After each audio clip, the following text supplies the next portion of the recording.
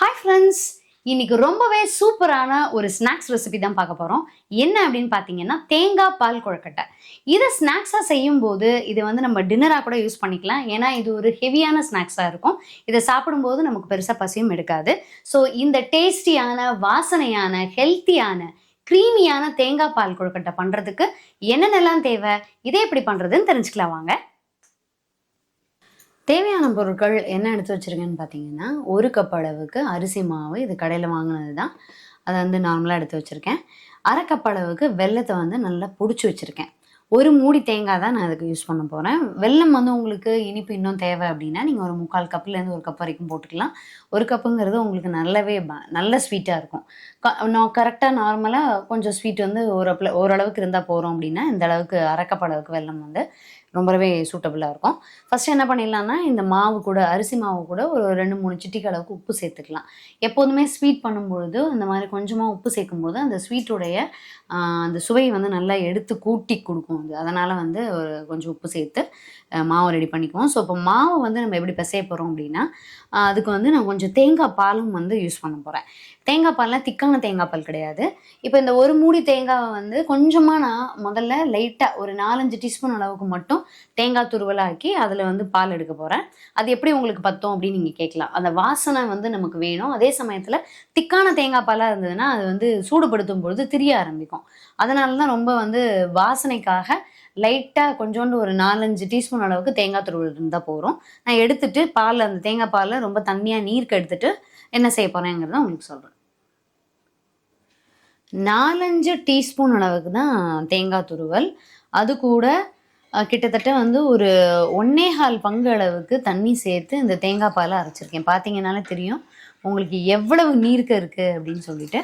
So இதை வந்து நல்லா கொதிக்க விட்டு இந்த தண்ணியில் தான் நம்ம வந்து மாவு வந்து நம்ம பிசைய போகிறோம். ஸோ அவ்வளோதான், வந்து தேங்காய் வாசனை இருக்கும். அதே சமயத்தில் உங்களுக்கு அந்த தேங்காய் பால் திரியவும் தெரியாது. அந்த தேங்காய் வாசனையோட இப்போ நம்ம மாவு வந்து பிசைஞ்சு ரெடி பண்ணிடலாம். இப்போ இந்த மாவுக்கு நான் பயன்படுத்தக்கூடிய எண்ணெயும் பார்த்தீங்க அப்படின்னா தேங்காய் எண்ணெய் தான் யூஸ் பண்ண போகிறேன்.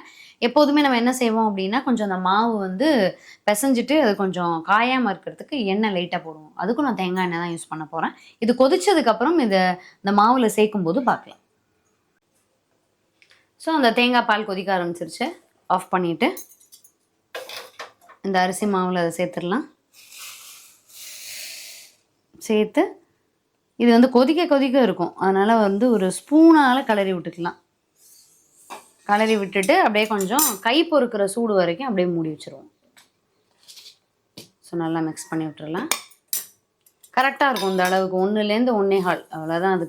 அதுக்கு மேலே சேர்த்தோன்னா மாவு வந்து கொஞ்சம் நீர்க்க ஆகிடும்.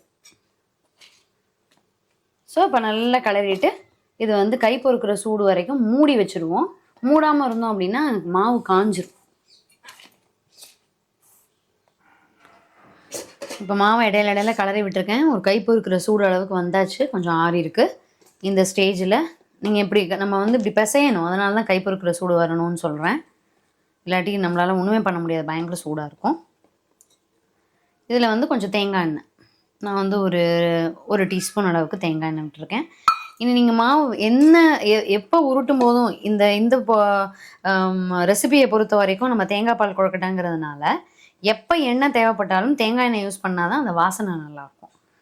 அதனால் தேங்காய் எண்ணெய் மட்டும் யூஸ் பண்ணால் அந்த தேங்காயோட வாசனை ஃப்ளேவரை வந்து எடுத்து கொடுக்கும் அது. ஸோ நல்லா மிக்ஸ் பண்ணிக்கலாம்.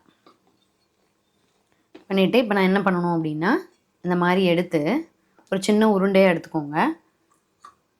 இப்படி கையில் வந்து தேங்காய் எண்ணெயை வச்சு ஒரு எக்ஸாம்பிளுக்கு இதே மாதிரி தான் நான் ஃபுல்லாக பண்ண போகிறேன். அதனால் ஸோ அந்த இப்படி மாவை வந்து திரிச்சு விட போகிறோம் நீளமான ஷேப்பில். ஏன்னா அதுதான் இதில் பெரிய வேலையே நமக்கு. அதுதான் இந்த மாதிரி திரிச்சு விட்டுட்டு ஒரு தட்டில் அப்படியே குட்டி குட்டியாக பிச்சு போட்டுருங்க.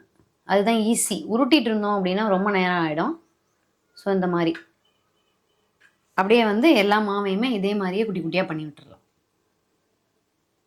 ஃப்ரெண்ட்ஸ், கிட்டத்தட்ட நம்ம 1 கப் அளவுக்கு மாவை வந்து ரெடி பண்ணணும். ஸோ நீங்கள் வந்து ஒரே ஆள் தான் நம்ம பண்ணுறோம், அதாவது இன்னொருத்தர் ஹெல்ப்புக்கு வரமாட்டாங்க அப்படிங்கிறது கிடையாது. ஏன்னா அவங்களுக்கு வந்து அது செய்ய தெரியாது.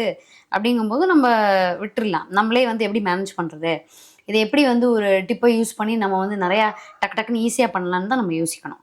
ஸோ இப்போ வந்து என்ன பண்ணுறேன் அப்படின்னா, நானே வந்து இப்போ ஒரு டிப்ஸ் அண்ட் ட்ரிக்ஸ் வந்து கண்டுபிடிச்சிருக்கேன். இந்த மாதிரி நீங்கள் உருட்டிட்டு கையில் பிச்சு போடுறதுக்கு பதிலாக நல்லா எண்ணெய் தடவி இப்படி பண்ணிகிட்டே இருக்கும்போது ஆட்டோமேட்டிக்காக மேலே ப்ரெஷர் கொடுக்க ஒரு ஷேப்பாக நீங்கள் வந்து என்ன பண்ணிக்கலாம் அப்படின்னா அப்படி கட் பண்ணிட்டு போயிட்டே இருக்கலாம். ஸோ டக்குன்னு உங்களால் வந்து என்ன பண்ண முடியும் அப்படின்னா இந்த உருண்டைகளை வந்து ரெடி பண்ணிட முடியும். நீங்கள் வந்து இதில் என்ன ஒரே விஷயம்னா ஷேப்லெஸ். நீங்கள் உட்காந்து நம்ம உருட்டி தான் எல்லாத்தையும் ஒரே மாதிரி ஷேப்பில் தான் பண்ணணும் அப்படின்னா டயத்துக்குலாம் நம்மளால் வந்து ஒன்றும் பண்ணிட முடியாது. ஸோ அதனால் இன்னும் ஒரு 4-5 பேர் சேர்ந்து உட்காந்து பண்ணால் ஈஸியாக பண்ணிடலாம். நம்ம தான் பண்ணுறோங்கும் போது நீங்கள் இந்த டிப்ஸை வந்து யூஸ் பண்ணிக்கலாம். ஸோ நல்லா வந்து மேலே இப்படி லைட்டாக உருட்டி அந்த நீட்ட வாக்கில் வந்தோன்னா ப்ரெஷர் கொடுத்தீங்கன்னா அப்படியே தானாகவே விரலே கட் பண்ணிவிடும் அதை அந்த அளவுக்கு. ஸோ இந்த மாதிரி ஈஸியாக பண்ணி முடிச்சிடலாம். பார்த்தீங்கன்னா கிட்டத்தட்ட எனக்கு இன்னும் ஒரு 4-5 தான் அப்படி வரும். எல்லாமே மேக்ஸிமம் எல்லாத்தையுமே முடிச்சுட்டேன். இப்போ ஒரு 10 மினிட்ஸ் தான் ஆகுது எனக்கு இந்த வேலை செய்கிறதுக்கு. ஸோ அதனால் நம்மளுடைய அந்த தேங்காய் பால் கொழக்கட்டைக்கு அந்த ஷேப் வந்து கொஞ்சம் இந்த மாதிரி ரஃப்பாக தான் இருக்கும். ஆனால் அந்த டேஸ்ட் எல்லாமே உங்களுக்கு ஒன்று தான். அதனால் ஈஸியாக பண்ணிடலாம். அப்படிங்கும்போது நம்ம அதை ஃபாலோ பண்ணிக்கிறது ரொம்ப நல்லது. கொஞ்சோண்டு குவான்டிட்டி பண்ணுறீங்க, ஒரு 1/2 கப்பு தான் போட்டிருக்கீங்க, அப்படி ஒரு 1/4 கப்பு தான் போட்டிருக்கீங்க அப்படின்னா உங்களுக்கு வந்து நீங்கள் உட்காந்து உருட்டிட்டு இருக்கலாம். அதுக்கு வந்து உங்களுக்கு டைம் ஆகும், கண்டிப்பாக ஆகும். ஸோ இதே மாதிரியே எல்லாத்தையும் வந்து திரட்டிட்டு பார்க்கலாம். ஃப்ரெண்ட்ஸ், 1 கப் அளவுக்கு மாவையும் நம்ம பால் கொழுக்கட்டைக்கு தேவையான அளவுக்கு சூப்பராக திரிச்சு வச்சுட்டேன். இப்போ வந்து அடுப்பில் கொஞ்சம் தண்ணி வச்சுருக்கேன் ஒரு பாத்திரத்தில். இதில் வந்து ஒரு முக்கியமான விஷயம் என்னென்னா, நீங்கள் தண்ணி வைக்கும் பொழுதே இதை போட்டோன்னா மாவு வந்து கரைஞ்சிரும். தண்ணி வந்து கொதிக்கணும். கொதிக்கும் போது போட்டால் தான் இது வேக ஆரம்பிக்கும், மாவு வந்து திரியாமல் வரும். ஃபார் எக்ஸாம்பிள் இப்போ நான் அப்படி போடுறேன் பாருங்கள். இப்போ இது வந்து கொஞ்சம் நேரத்தில் டக்குன்னு ஒரு 5 to 5 கூட வேண்டாம், 7 to 8 மினிட்ஸ் அதில் வந்து இந்த மாவு வெந்துடும். அந்த மாதிரி மேலே வந்துருச்சு பாருங்கள். அப்படி வந்தால் மட்டும்தான் இதில் கரையாமல் இருக்கும். ஸோ நீங்கள் வந்து தண்ணி மினிட்ஸு தண்ணி கொதித்து நீங்கள் அதை போட்டு ஒரு 6-8 நிமிஷம் வரைக்கும் வேக விட்டுக்கலாம். பாதி நீங்கள் அந்த மாவெல்லாம் போட்டு ஒரு 3-4 நிமிஷம் கழித்து பார்ப்போம். இதில் வந்து நம்ம கொஞ்சம் வெல்லத்தை கூட சேர்த்துக்கலாம். ஏன்னா அப்போ தான் வந்து மாவு வேகும் போதே உங்களுக்கு அந்த ஸ்வீட் வந்து அதுக்கு கிடைக்கும். அதனால் ரொம்ப ரொம்ப இந்த ஸ்டெப்பு வந்து ரொம்ப முக்கியம். தண்ணி கொதிச்சதுக்கப்புறம் தான் நம்ம இதை போட ஆரம்பிக்கணும். ஸோ நான் எல்லாத்தையுமே அதே மாதிரியே போட்டுடுறேன். ஃப்ரெண்ட்ஸ், இப்போ வந்து ஒரு 4-5 நிமிஷம் ஆயிடுச்சு. பார்த்தீங்க அப்படின்னா அந்த பால்ஸ் நம்ம போட்ட எல்லாமே அப்படியே வந்து கொஞ்சம் நல்லாவே வேக ஆரம்பிச்சிருச்சு. இந்த ஸ்டேஜில் நம்ம வந்து வச்சுருக்கக்கூடிய வெல்லத்தை சேர்த்துடலாம். இந்த வெல்லத்தில் வந்து எனக்கு மண் கிடையாது, அதனால் நான் அப்படியே டேரெக்டாக சேர்க்குறேன். இன்கேஸ் உங்களுக்கு வந்து மண் இருக்கக்கூடிய வெல்லமாக இருந்தது அப்படின்னா நீங்கள் வந்து லைட்டாக அப்படியே தண்ணியில் கரைச்சி அதை தண்ணியில் கரைச்சி இந்த சென்ஸ் அதை நனையிற அளவுக்கு தண்ணி விட்டுட்டு அதுக்கப்புறமா அதை சூடுபடுத்தி வடிகட்டி சேர்த்திங்க அப்படின்னா தெரியாது. ஸோ இது வந்து அப்படியே கரையட்டும். கரைஞ்சதுக்கப்புறமா இன்னும் கொஞ்சம் வேணும்னாலும் நீங்கள் வெல்லம் வந்து சேர்த்துக்கலாம். ஸோ இந்த வெல்லம் கரைஞ்சி இதோட ஒன்று சேரும். இன்னொன்று, நான் ஏற்கனவே சொன்ன மாதிரி பச்சை தண்ணியில் போட்டிருந்தீங்க அப்படின்னா இந்த மாதிரி அந்த கொழக்கட்டைகள் எல்லாம் முழுசாக இருக்காது, ஃபுல்லாகவே வந்து கரைஞ்சிரும். இப்போ இதில் வந்து நல்லாவே வெந்தும் இருக்குது. அதே மாதிரி இந்த வெல்லமும் கரையிறதுக்கும் இன்னும் கொஞ்சம் இது லைட்டாக இப்படி வேகிறதுக்கும் சரியாக இருக்கும். உங்களுக்கு எவ்வளோ ஸ்வீட் வேணாலும் சேர்த்துக்கலாம். நான் ஆல்ரெடி சொன்ன மாதிரி அது நம்மளுடைய டேஸ்ட்டை பொறுத்து. இதில் வந்து ஏலக்காய் தூள் சேர்த்துக்கலாம், இல்லை ஏலக்காவை தட்டி அப்படியே சேர்த்துக்கலாம். ஃப்ரெண்ட்ஸ், வெல்லம் சேர்த்து ஒரு 3-4 நிமிஷம் கழித்து நான் வந்து ஆஃப் பண்ணிட்டேன். ஸோ பார்த்தீங்கன்னா இந்த திக்னஸ்க்கு ரீசன் வந்து அரிசி இல்லையா, அந்த அரிசியுடைய ஸ்டார்ச் தான், அந்த அரிசி மாவுடைய ஸ்டார்ச் தான் அந்த திக்னஸ்க்கு வந்து காரணம். ஸோ இப்போ வந்து நல்ல சூடாக இருக்குது. இது கொஞ்சம் லைட்டாக இது அட்லீஸ்ட் ஒரு பாதி சூடு வரைக்கும் ஆறட்டும். அப்புறம் நம்ம வந்து தேங்காய் பாலை வந்து சேர்த்துக்கலாம். ஏன்னா தேங்காய் பாலை கொதிக்க சேர்க்கும் பொழுது திரிய ஆரம்பிக்கும். அதனால் கொஞ்சம் ஆறுனதுக்கப்புறம் சேர்த்துக்கிட்டோம் அப்படின்னா செம்ம டேஸ்டியாக இருக்கும். இன்னொரு டிப்ஸ் வந்து நான் அதில் சொல்கிறேன். உங்களுக்கு வந்து ஏலக்காவை தட்டி இதிலையே போடுறதுக்கு வந்து யோசனையாக இருக்குது, இப்போ ஏலக்காய் வந்து வாயில் எங்களுக்கு வந்தால் பிடிக்காது ஆனால் வாசனை வேணும் அப்படின்னா நீங்கள் என்ன பண்ணிக்கலாம், அந்த தேங்காய் பாலை அரைக்கும் போது உங்களுக்கு எவ்வளோ ஏலக்காய் வேணுமோ அதை சேர்த்து அரைச்சி வடிகட்டி ரெடியாக வச்சுக்கலாம். ஸோ தேங்காய் பால் வந்து ஏலக்காய் வாசனையோடு இருக்கும், ஆனால் ஏலக்காய் ஒன்று கூட உங்களுக்கு வாய்க்க முடியாது. ஸோ இதுவும் ஒரு டிப்பாக நீங்கள் யூஸ் பண்ணிக்கலாம். இதை நம்ம சேர்க்கும் போது பார்க்கலாம். ஃப்ரெண்ட்ஸ், இப்போ வந்து தேங்காய் பாலை சேர்க்க ஆரம்பிச்சிடலாம். ஸோ தேங்காய் பால், நார்மல் பால் எதுனாலும் உங்களுக்கு ஓகேனா நார்மல் பால் கூட சேர்த்துக்கலாம். ஸோ தேங்காய் பாலை சேர்த்து நல்லா மிக்ஸ் பண்ணி விடுறேன்.